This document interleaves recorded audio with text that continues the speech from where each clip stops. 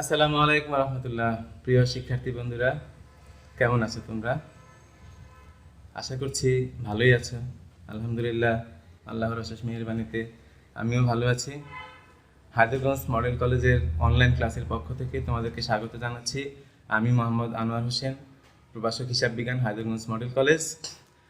আজকে আমি তোমাদের হিসাব বিজ্ঞান প্রথম পত্রের প্রথম অধ্যায়ের একটি গুরুত্বপূর্ণ বিষয় নিয়ে আলোচনা করব।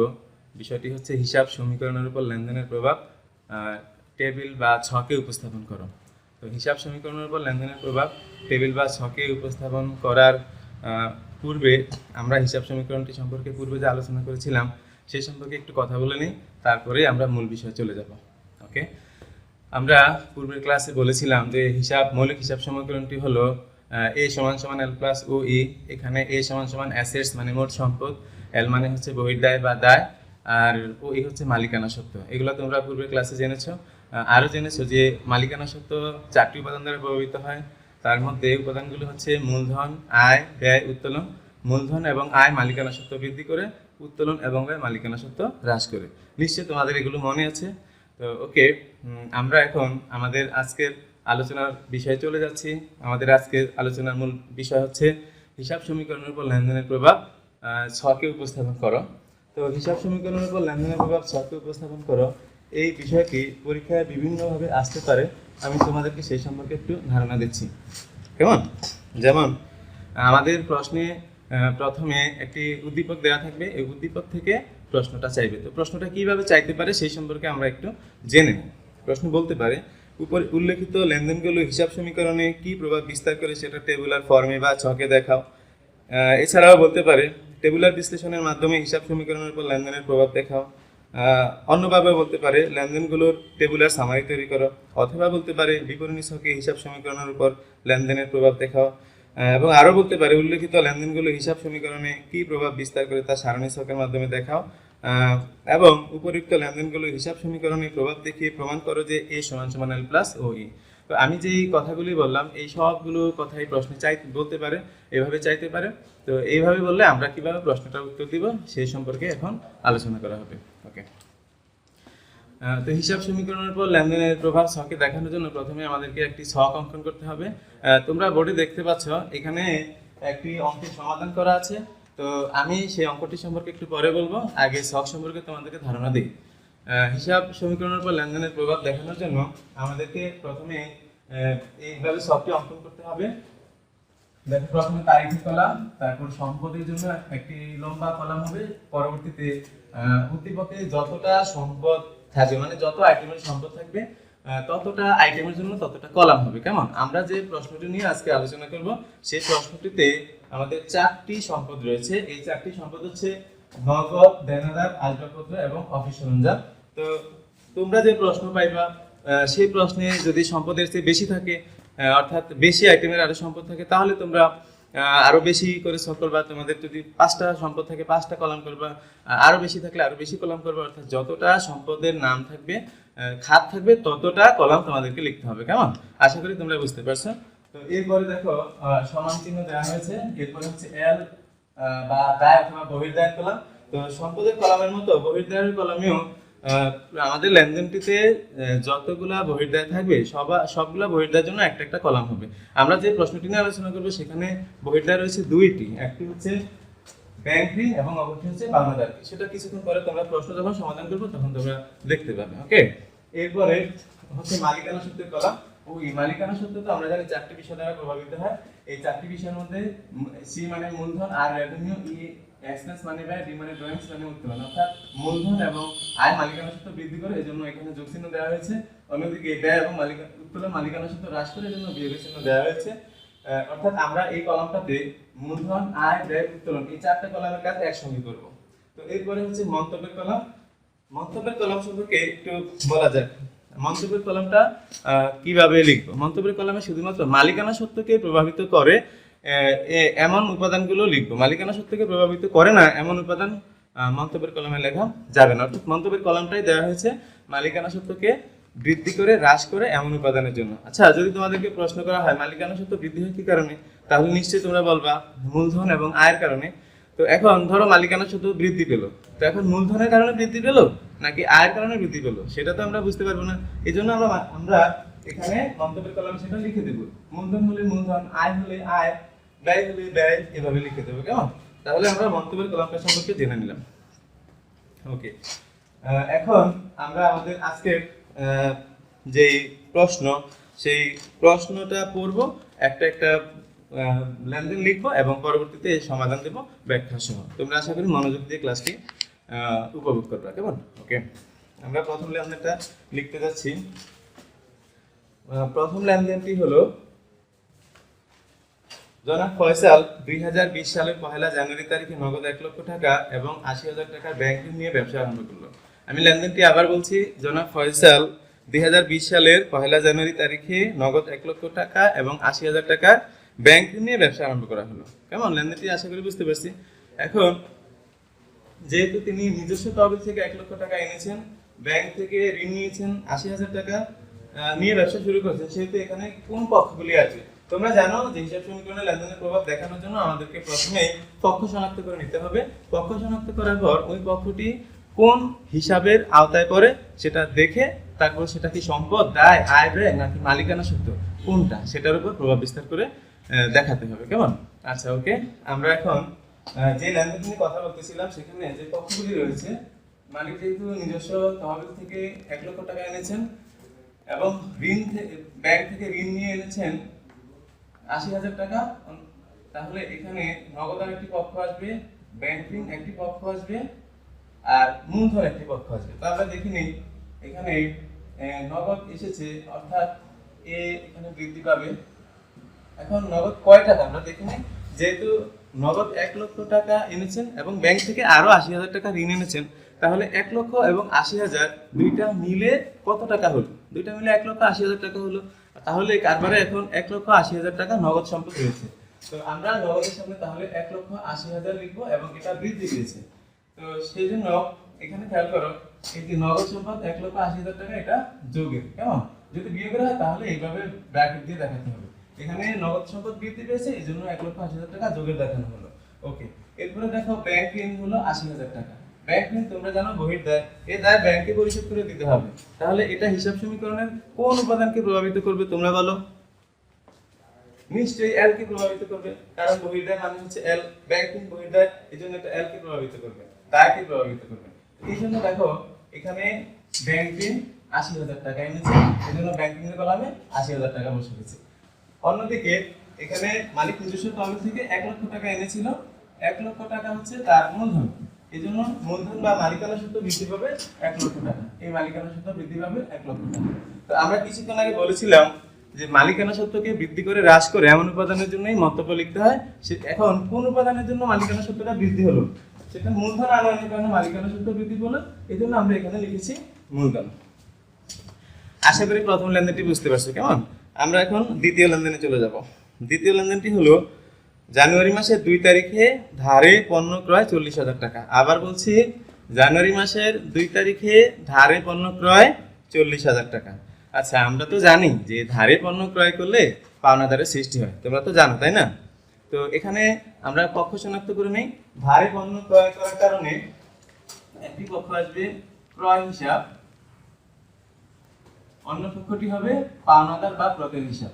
পাওনাদার না বলে আমরা প্রদেয় হিসাব লিখতে পারি। তো এখন এই ক্রয় হিসাব সমীকরণের কোন উপাদানকে প্রভাবিত করবে? আমরা জানি ক্রয়টা হচ্ছে ব্যয়। ক্রয়টা কি তোমরা বলো? ক্রয় হচ্ছে ব্যয়। আর ব্যয় হলে সেটা মালিকানা সত্ত্বের ও ই কে প্রভাবিত করবে। আমরা এই যে এখানে দেখতে পাচ্ছি যে মালিকানা সত্ত্বের ও ই কে বিশ্লেষণ করে এই 4টা উপাদান লেখা হয়েছে। এই 4টা উপাদানের মধ্যে ই হচ্ছে এক্সপেন্স বা ব্যয়।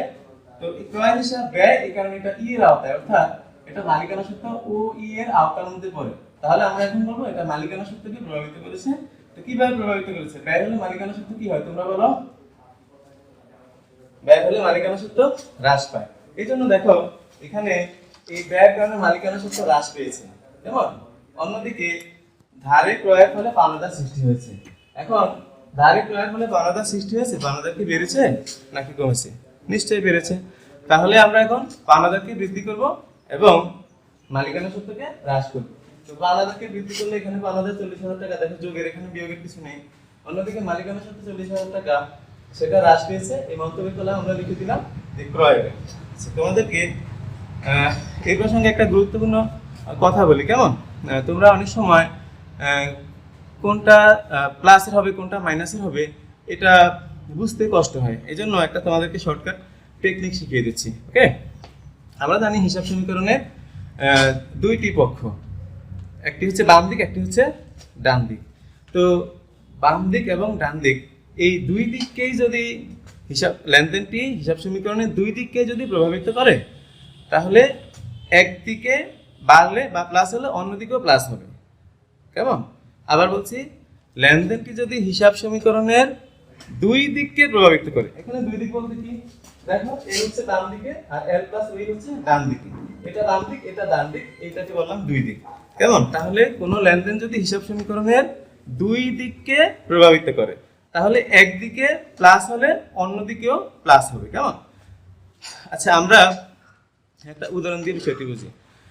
যেমন ধরো পাওনাদারকে 10,000 টাকা পরিশোধ, পাওনাদারকে পরিশোধ করার কারণে পাওনাদার কি হবে তোমরা বলো? পাওনাদারকে পরিশোধ করার কারণে পাওনাদার কমবে, অন্যদিকে নগদ টাকা কারবার থেকে চলে যায়, নগদান কমবে। কেমন? তাহলে নগদান এটা তো এর আওতায়, আর পাওনাদার সেটা হচ্ছে ও এল এর আওতায়। তাহলে এ হচ্ছে, দেখো এ হচ্ছে বাম দিকে আর এল হচ্ছে ডান দিকে। আমরা বলতে পারি যে পাওনাদারকে পরিশোধ করার কারণে হিসাব সমীকরণের দুই দিক প্রভাবিত হয়েছে। তো দুই দিক প্রভাবিত হলে একদিকে প্লাস হলে অন্যদিকেও প্লাস হবে, আর এই একদিকে মাইনাস হলে অন্যদিকেও মাইনাস হবে। তো যেহেতু পাওনাদারকে পরিশোধ করেছে সেজন্য পাওনাদার কমেছে, অর্থাৎ এটা পাওনাদার থেকে কমবে, পাওনাদার মাইনাস হবে। অন্যদিকে নগদ টাকা হ্রাস পেয়েছে সেজন্য নগদ টাকা কমবে, অর্থাৎ উভয় দিকে মাইনাস হবে। কেমন? অন্যদিকে যদি কোনো লেনদেন হিসাব সমীকরণের উভয় দিককে প্রভাবিত না করে এক দিককে প্রভাবিত করে, কি বলছি? হিসাব সমীকরণের উভয় দিককে প্রভাবিত না করে এক দিককে প্রভাবিত করে, তাহলে দেখো এখানে a সমান l প্লাস b। তো আমরা একটা উদাহরণ দিয়ে বিষয়টা বোঝার চেষ্টা করি। ধরো নগদে আসবাবপত্র ক্রয়, নগদে আসবাবপত্র ক্রয়ের কারণে কি হলো তোমরা বলো তো? নগদে আসবাবপত্র ক্রয়ের কারণে নগদ টাকা কমে গেল। কেমন? অন্যদিকে আসবাবপত্র নামক একটা সম্পদ কারবারে আসলো, তাহলে কি হলো? আমরা দেখতে পাচ্ছি যে নগদ সম্পদ কমে গেল, অর্থাৎ নগদ থেকে বিয়োগ হবে।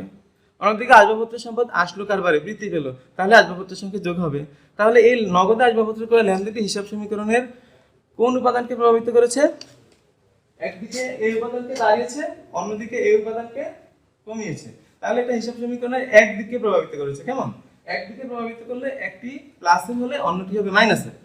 মনে করতে কি শোনো, হিসাব সমীকরণের একদিককে প্রভাবিত করলে একটি হবে প্লাসের, অন্যটি হবে মাইনাসের। তোমরা তো জানো যে হিসাব প্রতিটি লেনদেনের কমপক্ষে দুইটি পক্ষ থাকবে, অর্থাৎ সেই দুইটি পক্ষের একটি পক্ষ প্লাসের হলে অন্য পক্ষটি হবে মাইনাসের।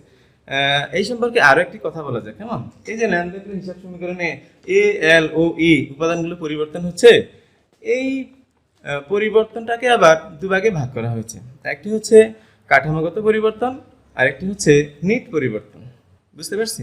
একটি হচ্ছে কি তোমরা বলো? কাঠামোগত পরিবর্তন, অন্যটি হচ্ছে নিট পরিবর্তন। তো কাঠামোগত পরিবর্তন কি সে সম্পর্কে বলি। যে লেনদেনটি হিসাব সমীকরণের একদিককে প্রভাবিত করবে সেটা হবে কাঠামোগত পরিবর্তন, আর যে লেনদেনটি হিসাব সমীকরণের উভয় দিককে পরিবর্তন করবে সেটা হচ্ছে নিট পরিবর্তন। কিছুক্ষণ আগে আমি তোমাদেরকে বলেছিলাম যে নগদে আসবাবপত্র ক্রয়, এই লেনদেনের কারণে একদিকে নগদ টাকা হ্রাস পেয়েছে, অন্যদিকে আসবাবপত্র নামক সম্পদ বৃদ্ধি পেয়েছে। নগদ টাকা এ এর আওতায়, আসবাবপত্র এ অর্থাৎ সম্পদের আওতায়। তো এক সম্পদ বেড়েছে, অন্য সম্পদ কমেছে, তাহলে এই লেনদেনটি হিসাব সমীকরণের এক দিককে প্রভাবিত করেছে, শুধু এ কে বাড়িয়েছে বা কমিয়েছে, এখানে এল বা ও এর কোনো কাজ হয়নি। তাহলে আমরা বলতে পারি নগদে আসবাবপত্র ক্রয়ের কারণে হিসাব সমীকরণের এক দিক পরিবর্তন হয়েছে, এই জন্য এটাকে বলবো কাঠামোগত পরিবর্তন। অন্যদিকে যে লেনদেন দ্বারা হিসাব সমীকরণের উভয় দিক পরিবর্তন হবে সেটা হবে গুণগত পরিবর্তন। যেমন ধরো বাকিতে আসবাবপত্র ক্রয়, বাকিতে আসবাবপত্র ক্রয়ের কারণে কি হবে? একদিকে আসবাবপত্র কারবারে আসবে, অন্যদিকে পাওনাদার সৃষ্টি হবে। তো আসবাবপত্র কারবারে আসায় এটা সম্পদ বৃদ্ধি পেয়েছে, এ বৃদ্ধি পেয়েছে, অর্থাৎ হিসাব সমীকরণের বাম দিক পরিবর্তন হয়েছে। অন্যদিকে বাকিতে আসবাবপত্র ক্রয়ের কারণে পাওনাদার সৃষ্টি হয়েছে, পাওনাদার সৃষ্টি হওয়ার কারণে কি হলো? এল বেড়ে গেল, আমরা দেখতে পাচ্ছি এক্ষেত্রে নগদ বাকিতে আসবাবপত্র ক্রয়ের কারণে আসবাবপত্র বেড়েছে, অর্থাৎ বাম দিক পরিবর্তন হয়েছে, এবং পাওনাদার সৃষ্টি হয়েছে, পাওনাদার বেড়েছে, অর্থাৎ পাওনাদার হিসাব সমীকরণ ডান দিক, অর্থাৎ এল এর আওতায়। তাহলে ডান দিক পরিবর্তন হয়েছে, তাহলে কি দেখা গেল, বাম দিক এবং ডান দিক উভয় দিকে পরিবর্তন হয়েছে, এটাকে বলা হয় নিট পরিবর্তন। তাহলে মনে রাখবা তোমরা, কেমন? বলো তো কাঠামোগত পরিবর্তন কি? আমি বলে দিচ্ছি, যে লেনদেন দ্বারা হিসাব সমীকরণের একদিক প্রভাবিত হবে সেটা হবে কাঠামোগত পরিবর্তন। আর নিট পরিবর্তন কি হবে বলো? যে লেনদেন দ্বারা হিসাব সমীকরণের উভয় দিক পরিবর্তন হবে সেটা হবে নিট পরিবর্তন। ওকে, প্রিয় শিক্ষার্থীরা, আমরা এতক্ষণ কাঠামোগত পরিবর্তন এবং নিট পরিবর্তন নিয়ে কথা বললাম। যাই হোক, আমরা আমাদের উদ্দীপকে চলে যাচ্ছি। আমাদের উদ্দীপকের পরবর্তী লেনদেনটি হলো 5 তারিখের। এখানে বলা হয়েছে ধারে পণ্য বিক্রয়। আচ্ছা, ধারে পণ্য বিক্রয় করলে তোমরা জানো, ধারে পণ্য বিক্রয় করলে দেনাদারের সৃষ্টি হয়, অর্থাৎ একটি পক্ষ হবে দেনাদার বা প্রাপ্য হিসাব, অন্য আরেকটি পক্ষ হবে বিক্রয় হিসাব। আচ্ছা, এখন দেনাদার ধারে বিক্রয়ের কারণে দেনাদার বাড়বে না কমবে? তোমরা বলো তো। ধারে বিক্রয়ের কারণে দেনাদার বাড়বে। ধারে বিক্রয়ের কারণে দেনাদার কি হবে? দেনাদার পাবে। দেনাদার কি বলো তো তোমরা? দেনাদার হচ্ছে সম্পদ। সম্পদ কার আওতায়? এর আওতায়। তাহলে আমরা এর আওতায় দেনাদারের জন্য কলাম করব এবং সেখানে দেনাদারকে বৃদ্ধি করব। ধারে পণ্য বিক্রয় করেছিল 50,000 টাকা, এই জন্য দেনাদার বেড়েছে 50,000 টাকা। অন্যদিকে বিক্রয় করার কারণে আয় বেড়েছে, কেমন? আয় বেড়েছে। আমরা আয় হলে কোথায় লিখি তোমরা বলো? আয় কার আওতায় পড়ে? আয় পড়ে মালিকানা সত্ত্বের আওতায়। মালিকানা সত্ত্বের এই রেভিনিউটা হচ্ছে আয়। তো আয় হওয়ার কারণে এখন মালিকানা সত্ত্ব বাড়বে না কমবে? তোমরা বলো। আয় বেড়েছে, অতএব মালিকানা সত্ত্ব বাড়বে। এই জন্য আমরা মালিকানা সত্ত্বের কলামে 50,000 টাকা বাড়িয়েছি, কেমন? যেহেতু এটা মালিকানা সত্ত্বকে প্রভাবিত করেছে, সেহেতু এখানে মন্তব্যের কলামে লিখতে হবে। কি লিখবো আমরা? এটা বিক্রয় ভাবে দায় হয়েছে, এই জন্য বিক্রয় নামে লিখছি। ওকে, আশা করি বিষয়টা বুঝতে পেরেছো। তো এখন তোমরা বলো তো, এই লেনদেনটা কি কাঠামোগত পরিবর্তন নাকি নিট পরিবর্তন? কাঠামোগত পরিবর্তন নাকি নিট পরিবর্তন আমরা দেখে নেব। এখানে দেখা যাচ্ছে যে দেনাদার এটা বাম দিকের তথ্য আর মালিকানা সত্ত্ব এটা ডান দিকের তথ্য, তাহলে উভয় দিক পরিবর্তন হলো, অর্থাৎ এটা নিট পরিবর্তন। ওকে, আচ্ছা, আমরা এখন পরবর্তী লেনদেনে চলে যাচ্ছি। আমাদের পরবর্তী লেনদেন হলো নগদে আসবাবপত্র ক্রয়। নগদে আসবাবপত্র ক্রয় করার কারণে কোন দুটি পক্ষ আসবে তোমরা বলো? একটি হবে আসবাবপত্র, অন্যটি হবে নগদান। কি হবে প্রিয় শিক্ষার্থীরা তোমরা বলো? একটি হবে আসবাবপত্র, অন্যটি হবে নগদান। তো আসবাবপত্র কারবারে আসছে, অর্থাৎ আসবাবপত্র নামক সম্পদ বৃদ্ধি পেয়েছে। অন্যদিকে নগদ টাকা কারবার থেকে চলে গেছে, তাহলে নগদও হ্রাস হবে। আমরা দেখি নেই 7 তারিখের লেনদেনটি আসবাবপত্র কারবারে এসেছে, এই জন্য আসবাবপত্র সম্পদ বৃদ্ধি পেয়েছে। অন্যদিকে নগদ টাকা কারবার থেকে চলে গেছে, এই জন্য নগদ সম্পদ হ্রাস পেয়েছে। আচ্ছা বলো তো, এই লেনদেনটা কি কাঠামোগত পরিবর্তন হয়েছে নাকি নিট পরিবর্তন হয়েছে? নিশ্চয়ই বুঝতে পারছো, যেহেতু একদিকে পরিবর্তন সেহেতু এটা কাঠামোগত পরিবর্তন, কেমন? আচ্ছা, আমরা পরের লেনদেনে চলে যাচ্ছি। পরের লেনদেনটি হচ্ছে 9 তারিখের লেনদেন। ধারে ক্রয়কৃত পণ্য ফেরত দেওয়া হলো। আচ্ছা, ধারে ক্রয়কৃত পণ্য ফেরত দেওয়া হলো। আচ্ছা বলো তো, ধারে আমরা কার কাছ থেকে কিনেছিলাম? যার কাছ থেকে কিনেছিলাম সে হচ্ছে আমাদের পাওনাদার। তো তাহলে আমরা এই ধারে ক্রয়কৃত পণ্যটা কাকে ফেরত দেব? নিশ্চয়ই পাওনাদারকে। পাওনাদারকে ফেরত দিলে পাওনাদার কি বৃদ্ধি পাবে নাকি হ্রাস পাবে বলো? পাওনাদারকে ফেরত দিয়ে দিছি, পাওনাদার আগে যা টাকা পেতো এখন তার চেয়ে কম পাবে না বেশি পাবে? নিশ্চয়ই কম পাবে, তাহলে পাওনাদার হ্রাস পাবে।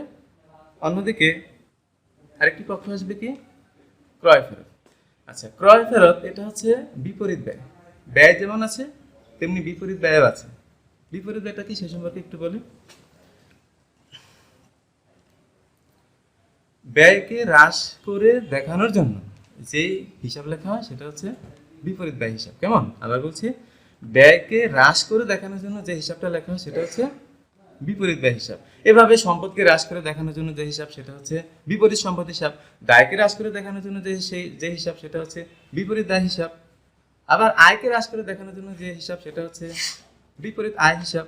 মালিকানা সত্ত্ব হ্রাস করার জন্য যে হিসাব দেখানো হয় সেটা হচ্ছে বিপরীত মালিকানা সত্ত্ব হিসাব।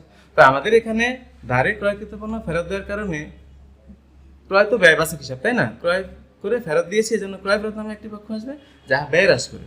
আচ্ছা তোমরা বলো তো ব্যয় হিসাব সমীকরণের কোন উপাদানের আওতায় পড়ে? নিশ্চয়ই ধরতে পেরেছো, ব্যয় হিসাব সমীকরণের ও এর আওতায় পড়ে, মালিকানা সূত্রের আওতায় পড়ে। এখন বলো তো ব্যয় বেড়ে গেলে মালিকানা সত্ত্ব কি হয়? ব্যয় বেড়ে গেলে মালিকানা সত্ত্ব হ্রাস পায়। তাহলে ব্যয় হ্রাস পেলে মালিকানা সত্ত্ব কি হবে? নিশ্চয়ই উল্টা, মালিকানা সত্ত্ব বৃদ্ধি পাবে। অতএব আমরা দেখতে পাচ্ছি এখানে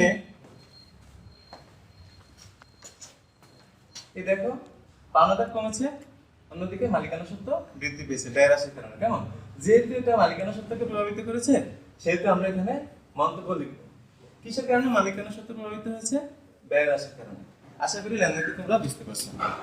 আমরা এই পরবর্তী লেনদেনে চলে যাচ্ছি। পরবর্তী লেনদেনটি হচ্ছে ধারে বিক্রয়কৃত পণ্য ফেরত পাওয়া গেল। আবার বলছি, ধারে বিক্রয়কৃত পণ্য ফেরত পাওয়া গেল। ওকে, একটু চিন্তা করে নাও তো, ধারে বিক্রয়কৃত পণ্য ফেরত কার কাছ থেকে পাওয়া যাবে?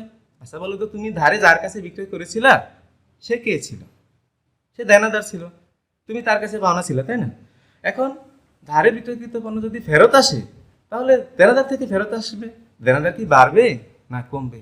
আগে তুমি যত টাকা দেনাদার কাছ থেকে পাইতে এখন কি তার চেয়ে কম পাবে না বেশি পাবে? নিশ্চয়ই কম পাবে। তাহলে এই লেনদেনটির কারণে কি হলো? অর্থাৎ ধারে ক্রয়কৃত পণ্য ফেরত পাওয়ার কারণে কি হলো? একদিকে দেনাদার কমলো, অন্যদিকে ধারে বিক্রয়কৃত পণ্য ফেরত পাওয়ার কারণে কি হলো? একদিকে দেনাদার কমেছে, অন্যদিকে বিক্রয় ফেরত নামে একটি পক্ষ আসবে। তো বিক্রয় ফেরত এই পক্ষটি আবার কিসের আওতা? আমরা বলি বিক্রয় তো আয়, কেমন? এটা মালিকানা সত্ত্বের আওতার মধ্যে পড়ে। এখন আয় হলে মালিকানা সত্ত্ব বাড়ে আমরা জানি, কিন্তু আয় যদি কমে তাহলে মালিকানা সত্ত্ব কি হবে? কিছুক্ষণ আগে তোমাদের বলেছিলাম যে আয় যেমন আছে তেমনি বিপরীত আয়ও আছে। অতএব আয় যদি মালিকানা সত্ত্বকে বৃদ্ধি করে, বিপরীত আয় মালিকানা সত্ত্বকে হ্রাস করবে। অতএব আমরা দেখতে পাচ্ছি যে এখানে ধারে বিক্রিত পণ্য ফেরত আসার কারণে দেনাদার হ্রাস পেয়েছে, অন্যদিকে মালিকানা সত্ত্ব সেটাও হ্রাস পেয়েছে। আর মন্তব্যের কলামে আমরা লিখে দিলাম আয় হ্রাস। আশা করি বিষয়টি বুঝতে পেরেছো। কেমন? আমরা পরবর্তী লেনদেনে চলে যাচ্ছি। কেমন? পরবর্তী লেনদেন হচ্ছে দেনাদারের নিকট থেকে আদায় 30,000 টাকা। আচ্ছা, দেনাদারের নিকট থেকে আদায় হলে দুটি পক্ষ আসবে, একদিকে নগদ টাকা কারবারে এসেছে, অন্যদিকে দেনাদার দেওয়ার কারণে দেনাদার হ্রাস পেয়েছে। তাহলে আমরা এটার জন্য কি করব? নগদ টাকা বৃদ্ধি করব আর দেনাদারকে হ্রাস করব। তোমরা বোর্ডে দেখে নাও, এই 15 তারিখের লেনদেন, একদিকে নগদ টাকা বৃদ্ধি পেয়েছে, অন্যদিকে দেনাদার হ্রাস পেয়েছে। ওকে, আচ্ছা এরপরে আমরা 17 তারিখের লেনদেনে চলে যাচ্ছি। পরবর্তী তারিখে পাওনাদারকে পরিশোধ। পাওনাদারকে পরিশোধ করলে দুটি পক্ষ কি আসবে তোমরা বলো তো? পাওনাদারকে পরিশোধ করলে একটি পক্ষ আসবে পাওনাদার, অন্য পক্ষ আসবে কি? নগদান। তো পাওনাদারকে পরিশোধ করার কারণে পাওনাদার হ্রাস পেয়েছে, অর্থাৎ পাওনাদার হ্রাস পাবে। কেমন? আমরা দেখতে পাচ্ছি পরবর্তী লেনদেন 17 তারিখে এই দেখো পাওনাদার হ্রাস পেয়েছে, এখানে ব্র্যাকেট দেওয়া মানে হচ্ছে বিয়োগ, তাহলে বিয়োগ করা মানে হ্রাস পাওয়া। পাওনাদার হ্রাস পেয়েছে, অন্যদিকে নগদ টাকা কারবার থেকে চলে যাওয়ায় নগদ টাকা হ্রাস পেয়েছে। আশা করি তোমরা বিষয়টি বুঝতে পেরেছো। এরপরে ব্যাংক ঋণ পরিশোধ। ব্যাংক ঋণ পরিশোধ করার কারণে দুটি পক্ষ কি কি আসবে?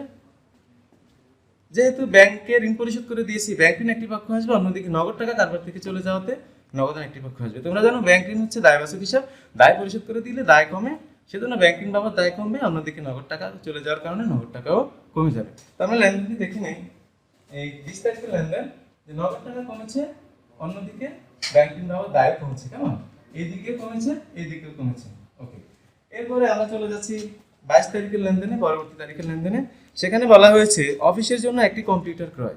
আচ্ছা, অফিসের জন্য কম্পিউটার ক্রয় করেছে নিশ্চয়ই অফিসের ব্যবহারের জন্য, তাই না? তো অফিসের ব্যবহারের জন্য ক্রয় করার কারণে একদিকে কম্পিউটার আসবে, কম্পিউটারকে জানি আমরা অফিস সরঞ্জাম নামে লিখতে হয়, তো অফিস সরঞ্জাম নামে একটা কলাম হবে, অন্যদিকে নগদ টাকা কারবার থেকে চলে গিয়েছে, এই জন্য নগদের কলামে কাজ হবে। নগদ টাকা কমে গেছে বিদায় নগদ টাকা কমবে, অর্থাৎ হ্রাস পাবে, নগদ থেকে বিয়োগ করতে হবে, অন্যদিকে কম্পিউটারের সাথে কি করতে হবে? কম্পিউটার সম্পদ বৃদ্ধি করতে হবে। আমরা লেনদেন দেখে নিই টেবিলে। 5 তারিখের লেনদেন, নগদ টাকা কমেছে, অন্যদিকে অফিসের জন্য একটা সম্পদ তারপরে এসেছে। ওকে, এরপরে আমরা পরবর্তী তারিখ অর্থাৎ 25 তারিখে চলে যাচ্ছি। 25 তারিখে বলা হয়েছে অনাদায়ী পাওনা ধার্য করা হলো। আচ্ছা, অনাদায়ী পাওনা সম্পর্কিত তোমাদের ধারণা আছে, তাই না? বিবিধ দেনাদারের কাছ থেকে যে পরিমাণ টাকা আর আদায় হবে না বলে মনে করা হয় সেই পরিমাণ টাকাকে বলা হয় অনাদায়ী পাওনা। এটা কারবারের ব্যয়, এটা ক্ষতি। আচ্ছা, ব্যয় বা ক্ষতি হলে মালিকানা সত্ত্ব হ্রাস পায়, সেটাও তো আমরা জানি। তাহলে এটার কারণে মালিকানা সত্ত্ব হ্রাস পাবে, অন্যদিকে অনাদায়ী পাওনা কার সাথে সম্পর্ক? দেনাদারের সাথে সম্পর্ক। দেনাদারের কাছ থেকে আগে যে টাকা পেতাম সেটা আর আদায় করা যাচ্ছে না, অতএব দেনাদার সম্পদও কমে যাবে। তাহলে আমরা দেখতে পাচ্ছি 25 তারিখের লেনদেনে একদিকে দেনাদার হ্রাস পেয়েছে, অন্যদিকে মালিকানা সত্ত্ব হ্রাস পেয়েছে। কিসের কারণে? অনাদায়ী পাওনা ব্যয়ের কারণে মালিকানা সত্ত্ব হ্রাস পেয়েছে। আশা করি বিষয়টি বুঝতে পেরেছো। এরপরে সর্বশেষ যে তারিখ সেটা হচ্ছে নিজ প্রয়োজনে কারবার থেকে নগদ উত্তোলন। লেনদেনটি আমি আবার বলছি, নিজ প্রয়োজনে কারবার থেকে নগদ উত্তোলন। নিজ প্রয়োজনে কারবার থেকে নগদ উত্তোলন করা, একদিকে কারবারের নগদ টাকা কমেছে অর্থাৎ নগদ টাকা কমবে, অন্যদিকে মালিক যেহেতু ব্যক্তিগত প্রয়োজনে তুলে নিয়েছে তাহলে মালিকানা সত্ত্ব হ্রাস পাবে। এখানে দুটি পক্ষ তোমরা জানো, একটি নগদান, অন্যটি হচ্ছে উত্তোলন। উত্তোলনের কারণে মালিকানা সত্ত্ব হ্রাস পায় আর নগদ টাকা উত্তোলন করে নগদ টাকা কমে যাবে। তো সেই জন্য এখানে নগদ টাকা কমে গেছে এবং মালিকানা সত্ত্ব উত্তোলন করার কারণে মালিকানা সত্ত্ব হ্রাস পেয়েছে। আমরা এতক্ষণ পর্যন্ত লেনদেনগুলোর প্রভাব সমীকরণে দেখিয়েছি, কেমন? দেখানোর পরে এখন এটা সর্বশেষ কিভাবে আমরা এটা শেষ করব, সেক্ষেত্রে দেখো এই সম্পদ সমূহ সবগুলা সম্পদ সমূহ মিলে এখানে এই নগদ পাওয়া গেছে 95,000, দেনাদার পাওয়া গেছে 8,000, আসবাবপত্র 10,000, অফিস সরঞ্জাম 30,000, অর্থাৎ সবগুলা সম্পদ মিলে একত্রে পাওয়া গেছে 1,43,000। অন্যদিকে দায় বা বহির্দায়ের মধ্যে কি আছে? ব্যাংক ঋণ পাওয়া গেল 30,000 টাকা আর পাওনাদার পাওয়া গেল 15,000 টাকা। আচ্ছা, এগুলো কিভাবে পাওয়া গেল? অর্থাৎ এখানে যেটা যোগের সেখান থেকে বিয়োগটা বাদ দিলে যা থাকবে সেটাই আমরা লিখবো, সেটাই উদ্বৃত্ত, কেমন? তাহলে পাওনাদার এবং ব্যাংক ঋণ দুইটা নিলে 30 প্লাস 15,000 45,000, অর্থাৎ বহির্দায় 45,000, সঙ্গে আরো মালিকানা সত্ত্ব আছে 98,000। তাহলে এই 30,000 15,000 98,000 টাকা একত্রে হয় 1,43,000। তো কখনো যদি বলা হয় যে হিসাব সমীকরণের উপর লেনদেনের প্রভাব দেখে প্রমাণ করো যে a = l + o e, আমরা এইভাবে প্রমাণ করতে পারি। তাহলে দেখা যাচ্ছে এ যত আছে এখানে 1,43,000, এল এবং ওই দুইটা মিলিয়েও 1,43,000, অর্থাৎ মোট সম্পদ যত, দায় মালিকানা সত্ত্ব মিলে তত। প্রিয় শিক্ষার্থীরা, আশা করি তোমরা বিষয়টা বুঝতে পেরেছো। এই বিষয়ে আমরা আরো একটি ক্লাস নিব। আশা করি তোমরা ক্লাসটি মনোযোগের সাথে দেখবা। তোমাদের সুস্বাস্থ্য কামনা করে আজকের মতো বিদায় নিচ্ছি। আসসালামু আলাইকুম রহমতুল্লাহ।